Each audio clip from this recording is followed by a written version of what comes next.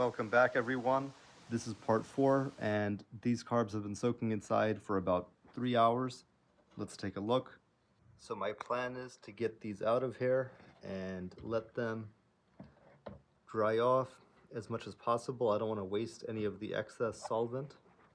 All right, let's take a close look. So we can see there is still some dirt on the surface, loose dirt. And this is our float bowl area.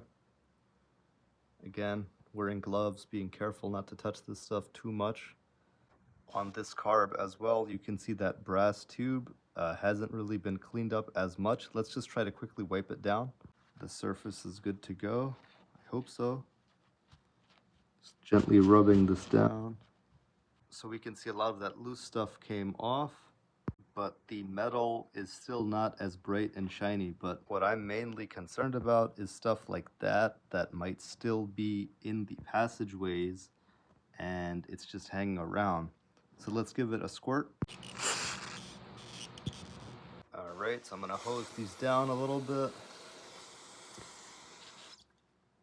So after making a bit of a mess here with the carb cleaner, you can see that the drain for this float is not really working. So there's still a lot of crap in there, and you can see that puddle has built up. So after rinsing off the Berrymans with the acetone carb cleaner, we can see the finish is actually much better on the parts. There's pretty much no oxidation, and I think that oil in the carb cleaner basically takes up any surface where the Berryman's was and keeps it protected. So a viewer mentioned that they changed the formula because dichloromethane was banned by the EPA.